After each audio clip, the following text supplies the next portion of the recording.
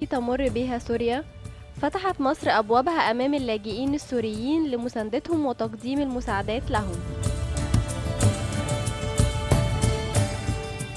وبهدف تنظيم عملية توزيع هذه المساعدات جاءت فكرة تكوين رابطة اللاجئين السوريين، والتي تقوم بحصر أعداد اللاجئين ومعرفة احتياجاتهم وتوزيع المساعدات عليهم.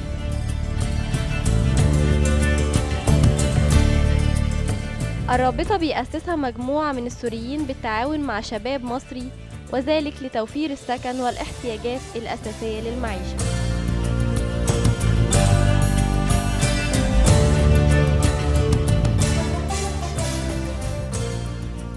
سوريا وطن شقيق، والشعب السوري يمكن من أكثر الشعوب العربية المقربة إلى الشعب المصري. بتربطنا بيهم عادات وتقاليد وثقافات مختلفة ومتنوعة، وبالتأكيد الشعب المصري يعني بيشارك وبيعاني يمكن معاناة نفسية مع الشعب السوري في هذه المذابح اللي بيتعرض لها يومياً. ولكن زي ما دايما بنقول مصر أم الدنيا، عدد كبير من الشعب السوري جه هنا مصر، ويمكن بنشوفهم دلوقتي في أماكن كتيرة ومتفرقة. ولكن يا ترى وضع الشعب السوري في مصر إيه؟ بالتأكيد إحنا بنرحب بيهم وبنفتح لهم أبواب مصر، ولكن بالتأكيد هم بيواجهوا مشاكل كتيرة، بيواجهوا صعاب، يعني بالتأكيد في مشاكل كتيرة بيواجهها الشعب السوري مع قدومه إلى مصر. شبابنا المصري الجميل اللي كله إشراقة وأمل وحيوية وحماس وحبه، مش بس حبه لمصر ولكن حبه للوطن العربي بشكل عام، حاول إن هو يكون رابطة. بالفعل كون رابطة، والرابطة دي بتتعاون مع هذا الشعب وبتحاول إن هي تقدم له مساعدات، تقدم له تسهيلات علشان يقننوا أوضاعهم أو يتغلبوا على المشاكل اللي بيواجهوها. النهارده معانا المسؤول الإعلامي لرابطة اللاجئين السوريين في مصر، هبة محمود. هبة أهلا بيكي يا هبة. هبة، أنت المسؤول الإعلامي لرابطة اللاجئين السوريين. مظبوط. عايزة في البداية كلمة رابطة اللاجئين السوريين معناها إيه تحديداً؟ تمام، هي مؤسسة إنسانية لإغاثة إخواتنا السوريين في مصر. اسمها رابطة اللاجئين السوريين. هو في البداية طبعا احنا كلنا بنعتذر عن كلمة لاجئين. السوريين عمرهم ما كانوا لاجئين، وسوريا عمرها ما كانت يعني بلد لاجئين، بالعكس يعني سوريا طول عمرها كانت الملجأ والمأوى لناس كتير في ظروف كتير قوي. لكن للأسف عشان الظروف اللي بتمر بيها سوريا وبيمر بيها الشعب السوري بقوا لاجئين، واضطروا ان هم يسافروا او يسيبوا بلادهم او يهاجروا، لا اما لدول الجوار يا اما يجوا مصر. هم يمكن في مصر احنا تعودنا دايما او متعودين دايما يعني على ان مصر دايما فاتحه ابوابها لاي حد، بنقول لهم اهلا وسهلا. كان واجب علينا ان احنا نساعدهم. رابطه اللاجئين السوريين، انا بس تصحيح المعلومه، هي منشاه من قبل سوريين. هو الاستاذ ركان ابو الخير هو رجل اعمال سوري. هو نقل كل اعماله لمصر وقرر ان هو يساعد اخواته السوريين اللي موجودين في مصر، فانشا الرابطه ديت. هي زي ما وضحت لحضرتك هي هيئه اغاثه. يعني هو أنشأها واحد سوري من أحد السوريين. مزبوط. اللي جم من سوريا وجم هنا مصر. مزبوط. ولكن أكيد بالتعاون مع عدد كبير من الشباب المصري يعني. مظبوط. دي حاجة مظبوطة، واحنا طبعا كلنا متطوعين معاه عشان نقدر نساعده.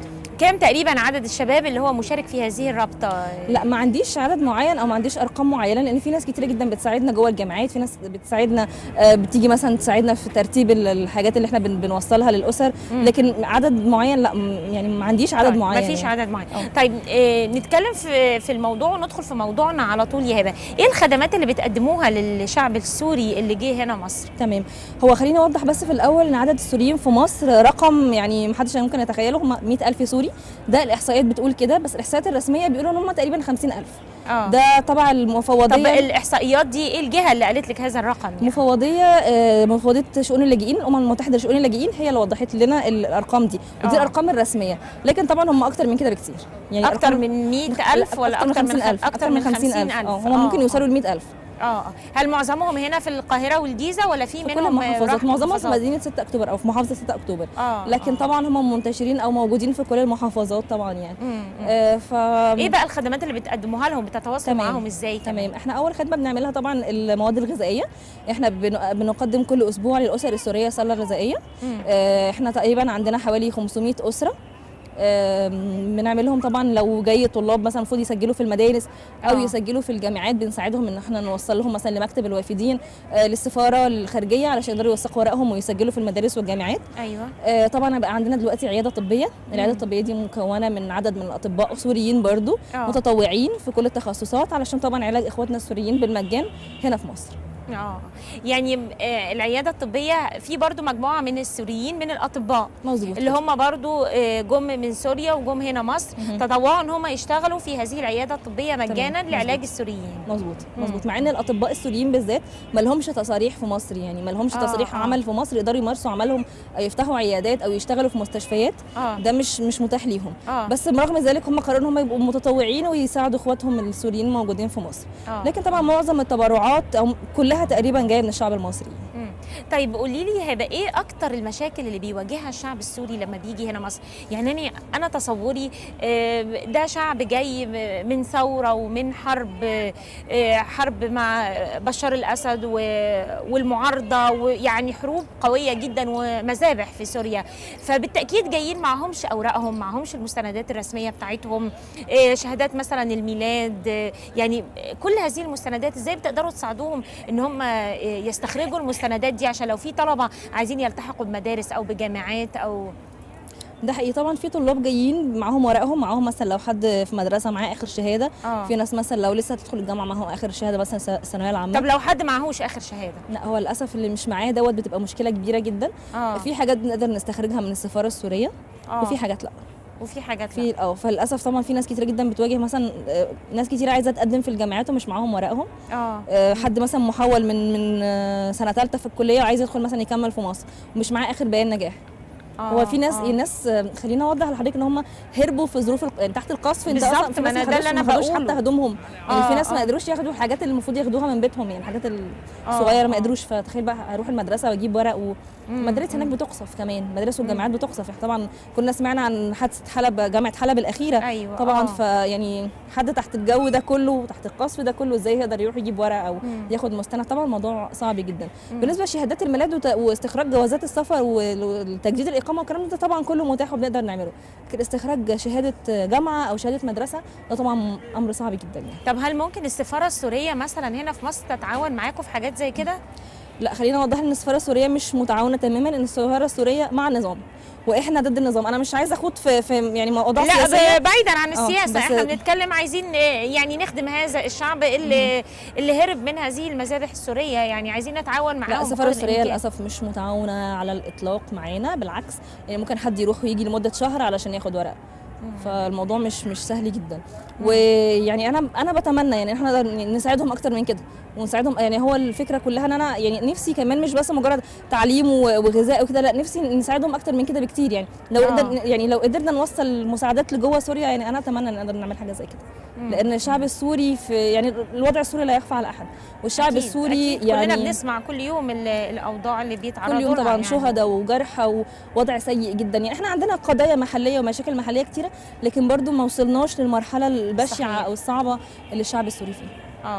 طيب قولي لي هبه، ايه الجهات اللي موجوده في مصر هنا؟ ايه الجهات اللي انت مثلا تناشديها دلوقتي من خلال برنامجنا اللي ممكن تتعاون معاكم كجهات حكوميه مصريه، تتعاون معاكم بقدر الامكان ان هي تساعدكم في يعني في ايجاد حلول للمشاكل اللي بيعاني منها الشعب السوري في مصر؟ اولا اول حاجه الحكومه المصريه لازم تدخل فوري علشان نحل مشاكل الطلبه وطلبه الكليات وطلبه المدارس اللي عندهم مشاكل دول. يعني لازم ما ينفعش يبقى في طالب مش في مدرسه، طالب مش في جامعه، ما ينفعش.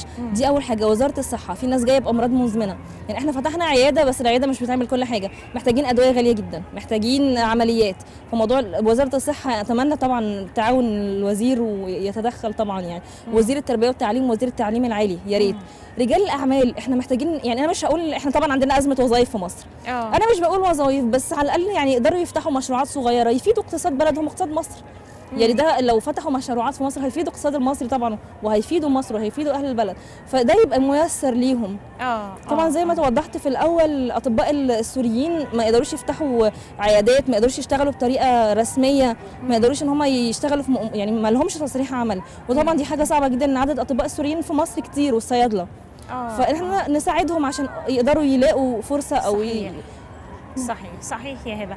طيب قولي لي مشاركه الشباب المصري بقى في الرابطه دي اللي انت بتتكلمي عنها، يعني مشاركتهم ازاي واقبالهم ايه على ان هم يقدموا الخدمات دي للشعب السوري؟ وهل الدعم المادي الرابطه دي بتجيب دعم مادي منين؟ يعني انت بتتكلمي ان انتوا بتدوا اغذيه تموينيه، فده محتاجين دعم مادي، يا ترى الرابطه بتجيب الدعم المادي منين؟ طيب عشان لما بيجي لنا حد بتبرعات ماديه احنا مش بنقول له لا يعني دايركت، بس بنقول له احنا مش هنقبل حاجه في ايدينا، بس في الاسره دي والاسره دي والاسره دي محتاجه، الحد دوت عنده مرض معين، فهو بندايركت الناس دي يعني منهم لبعض على طول، يعني احنا مش بنتدخل يعني. طبعا الشباب المصري كتير جدا بيعمل دعايه في الجامعات، كتير جدا بيجيب لنا تبرعات، كتير جدا بيساعدونا من وقت لاخر يعني، لكن بالنسبه للتيم هو التيم يعني معظمهم سوريين هم بيساعدوا اخواتهم يعني. طب بالنسبه للاقامه هنا مثلا هل بتوفروا لهم محل اقامه، بتوفروا لهم سكن هنا؟ بنحاول نساعدهم فعلا في ايجاد منازل، هم بيبقوا جايين من المطار، بيبقى الموضوع يعني بلد جديده وغريبه هنروح فين ونيجي منين وكده، فلما بيسمعوا عننا عن طريق الفلايرز البروشورز الدعايه الكلام دوت، كمان السوريين بينزلوا معظمهم في مدينه 6 اكتوبر، فبيقولوا لبعض يعني، بيبقى الموضوع كده وورد اوف ماوث يعني بشكل ودي في البدايه. بالظبط بشكل ودي. فطبعا بيجوا عندنا بنحاول احنا نلاقي لهم بيوت. وطبعا بيوت في 6 اكتوبر ما كانتش غاليه في الاول، في بدايه السنه كانت الموضوع طبيعي يعني، بس تضاعفت 4-5 اضعاف بعد الازمه السوريه وبعد توافد الشعب السوري على مصر استغلالا للظروف، ودي حاجه طبعا يعني قله يعني، مش عايزه اعمم، بس للاسف موضوع الاستغلال الاجنبي عندنا في مصر ايا كان اي حد بيتكلم لهجه ثانيه مش بس حتى في موضوع البيوت، في اي حاجه. فيعني دي حاجه طبعا حاجه مؤسفه يعني. حاجه مؤسفه صحيح. طب هل انتوا في البدايه مثلا ممكن تدفعوا يعني عفوا يعني مع احترامي انا اسفه، هل ممكن تدفعوا مثلا ايجار لاسره سوريه لمده 2-3 لغايه ما تاقلم بيحصل عن طريق التبرعات اللي بتجينا هنا في مصر؟ لما بيجي حد طبعا متبرع او حد بيقول انا ممكن اساعد، ولو جالنا حاجه زي كده في ظروف زي كده بنكلمه طبعا، بنقول له حضرتك كنت عايز تتبرع بمبلغ كذا، طب في ايجار لسه ما اتدفعش او في ايجار المفروض يدفع او في حاجه زي كده. طبعا بالعكس، وعايز اقول لك ان الشعب المصري واقف مع السوريين واقفه، انا فخوره بجد بشعبنا وفخوره بينا، رغم ان في قله طبعا يعني بتبقى فيها نسبه استغلال، لكن الاغلبيه الحمد لله يعني واقفه جدا مع الشعب السوري. في رجل سوري كان بيكلمني بيقول لي انا سعيد لان انا فتحت محل والناس بتيجي بتشتري الحاجه اللي مش عايزاها قبل اللي عايزاها عشان بس تساعدني، عشان نوع من انواع المساعده الغير مباشره. فدي حاجه طبعا يعني انا سعيده بيها جدا يعني، وده مش غريب على مصر ابدا.